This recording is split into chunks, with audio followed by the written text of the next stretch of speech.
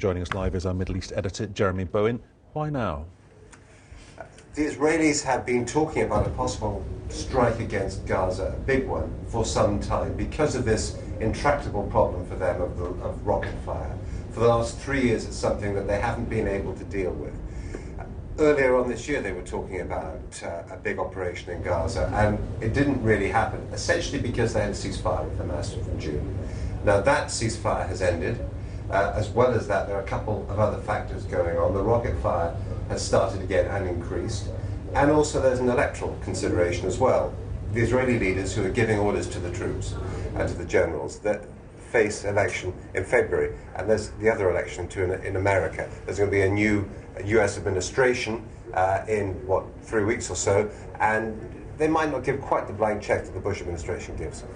Would one, looking forward in terms of time, be overly cynical to say, well, there's an Israeli election around the corner, and if you want to be Israeli Prime Minister, you have to be seen to be defending Israel? The failure to stop rocket fire into Israel has become a big political issue inside Israel.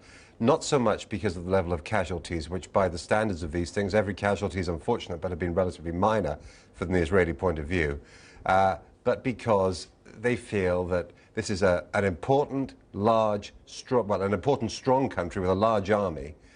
How is it that a few rockets can't be stopped? Mm-hmm. And so that's something, this feeling of impotence, I think, is something which is played quite strongly. Now, there's a general election in February, and I think that the success or otherwise of this operation for Israel will shape the results of that election, certainly. No one is using restraint. Yes, we've had the UN Secretary-General Ban Ki-moon, and we've had Condoleezza Rice talking as well out of the State Department in the past couple of hours.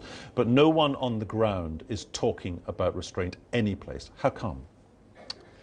I don't think it's part of their vocabulary at the moment in terms of the kinds of things they want to say publicly anyway. Of course, there are restraints on what Israel can do. Mm-hmm. Israel always, in these things, has one eye on what's going on and another eye on international reaction, and always as well a consciousness that they have a certain amount of time to act, to achieve the things that they want to achieve before international pressure on them to stop, because of the pressure on civilians primarily, before that kicks in and forces them to stop. So they'll be looking at a time frame now to achieve certain specific objectives, which of course they haven't told us about, but I think that Hamas, on the other hand, will try and hit back in whichever way they can at this point. The question is, they've taken some heavy blows today and clearly taken by surprise by this. So the question is what they can actually do against Israel, certainly in the short to medium term. And when you talk about the short to medium term, the Bush administration is almost a thing of the past. Barack Obama is in, but not yet. We have another 3 weeks to go. So where does that place the United States and the US reaction to this?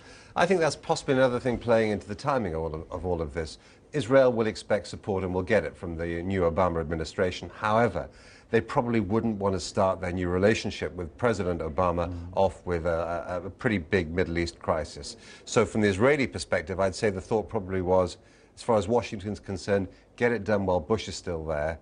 And the Bush administration has always and has already today been offering diplomatic cover to the Israelis. Do you think Israel will carry through on this strong military language that we've been hearing in the past, 6 hours now? Yeah, I think they will. I think they're the kinds of things that they've been saying. They've clearly got some stuff planned. Ehud Barak, the Minister of Defense, is a retired general, Israel's most decorated soldier, a man who is leader of the Labour Party, which has been failing in the polls. So he wants to get to a situation where he can show again that he can do some things very well, and running a military operation, he would say, would be one of those. Jeremy Bowen, our Middle East editor, thanks very much. OK, we'll wrap up this BBC World News special for you with some of the latest pictures out of Gaza. Palestinian medical officials saying over 200 people have been killed as a direct result of what Israeli F-16 bombers have been doing, going for key targets across the Gaza Strip. Local medics telling us more than 200 people have been killed. Most of those who lost their lives were policemen in the Hamas militant movement, which controls Gaza. But women and children also died. That's Gazan officials being quoted there. Around 700 were wounded, we're being told, as missiles struck security compounds and militant bases. Israel has said it was responding to an escalation in rocket attacks from Gaza and would bomb, quotes, as long as necessary. In the past hour, we had it on this program for you. Ehud Olmert, the Israeli Prime Minister, flanked by Ehud Barak and Zipi Livni, saying that he feels that the pain, because of the inseparable part of this situation, he says we are not fighting the people of Gaza. He says we are fighting Hamas, and the jihadists are our enemies. He said they went after successfully mainly military targets. They did not hit uninvolved people, he said. He said the people of Gaza don't deserve to suffer. You can comment on this story. Drop us an